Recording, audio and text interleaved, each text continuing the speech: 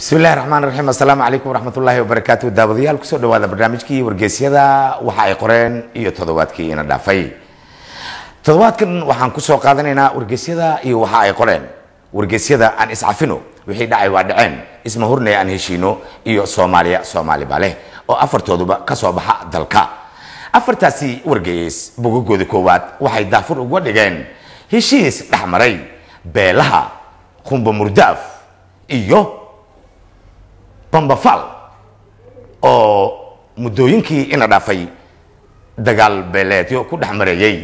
magaalo madaxda gobolka Shabeellaha Dhexe Jowhar iyo nawaaxigeeda beelaha ka kala soo jeeda qumba murdaaf iyo bambafal dagaal soo laabtay ama soo noqnoqday ayaa ku dhaxmaray degmooyin ka tirsan amaba tuulooyin ku teedsan magaalada Jowhar iyo gudaha magaalada Jowhar qodheedaba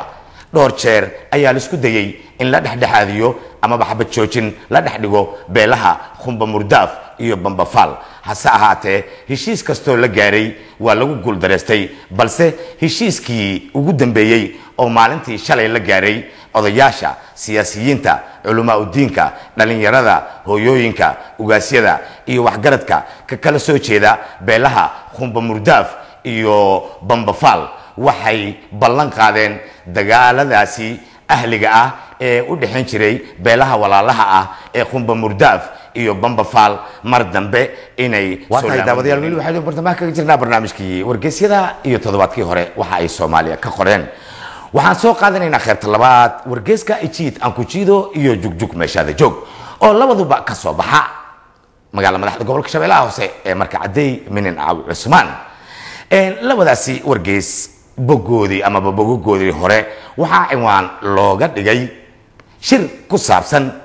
in dib u heshiisin laga gaaro dagaalada dib ugu soo laabtay magaalada amaba gobolka Shabeellaha Hoose dagaaladaasi oo lagu sheego dagaal beeleedyo una dhaxeeya beelaha Falaar iyo AK47 ayaa lagu gudi jiraa bay leeyihiin qorayaasha wargeyska si loo xalin lahaa dagaalka u dhaxeeya ama dagaal beeleedyada u dhaxeeya beelaha Falaar iyo AK47 ayaa noqday dagaal ku soo laabtay magaalooyinka Marka Shalambood iyo nawaaxigooda number 50 Elbiyoole iyo nawaaxigooda dagaaladaasi wuxuu u dhaxeeyaa beelaha Falaar iyo AK47 beelba beesha kale ayay ku riixaysaa in ay dagaalada iyada holcinayso amaba fidnada ay hoggaan ka tahay odayaal u hadlay beesha Falaar waxay yiraahdeen inaga mas'uul kama nihin fidnada ku soo laabatay gobolka Shabeellaha Hoose sidaasoo kale odayaasha iyagana ka tirsan beesha AK47 ayaa iyaguna sidaasoo kale ku baaqay oo yiraahdeen inaga weerar ma nihin waxaan doonaynaa horumarka gobolka in heshiis la gaaro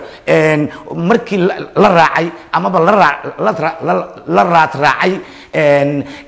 halka xuduntu ah khilaafka beelaha Falaar iyo AK47 waxa la ogaaday inay isku haastaan ceelasha dheemanka laga qolo oo waxa la ogaaday inay isku haastaan ceelasha dheemanka godadka dheemanka laga qodo oo ku yaala gobolka Shabeellaha Hoose degmooyin kamid ah sida qorayaasha wargeyska ay leeyihiin beesha Falaar waxay leedahay godadka laga qodo dheemanka iyo dahabka inaga ayaa iska leh sidaasoo kale beesha AK47 ayaa iyadana leh anaga ayaa iska leh marka haddaba dhowr jeer ayaa heshiis laga gaaray muranka ama dagaal beeleedyada dib ugu soo laabtay gobolka Shabeellaha Hoose degmooyin kamid ah ee u dhaxeeya beelaha Falaar iyo AK47 ayaa la rajaynayaa heshiis kama dambeyn ah in laga gaaro hadii uu alla idmo lianna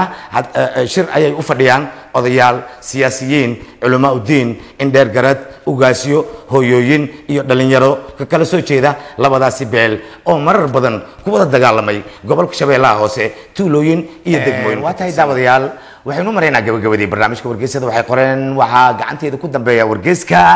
تلك الأيام وكسبها عاصمة ودنك اليمن صنعاء بوجيس كوات وحلو داوعي مدحويني هوري دلك اليمن مدن علي عبد الله صالح oo dadaal dheer ugu jira inuu baqaaro ciidanka lagu iibiyo ka furto magaalada Muqdisho degmada Shibis xaafada Bilaajo Carab qoraha wargeyska qoraha maqaalkan oo tixraacaya dadaalka cali cabdalla saalax uu ugu jiro inuu bakhaar cilaanka lagu iibiyo uu ka furto magaalada muqdisho xaafadda bilaajo carab madaxweynaha ex madaxweyne cali cabdalla saalax oo qoraha maqaalkan uu su'aal ka weydiiyey sababta ku riixaysa isagoo madaxweyne dal dhan ka ahaan jiray muddo 20 sano ka badan in uu maanta magaalada muqdisho degmada shibis xaafadda bilaajo carab uu cilaan ku iibiyo waxa ku khasbi kara madaxweyne ex madaxweyne cali cabdalla saalax oo su'aasha qoraha maqaalka ka jawaabaya ayaa yiri madaxweynayaasha iyo boqorada carabta dhammaantoodba siyaasadda waxay ku soo galeen cilaan iibis iyo timo jare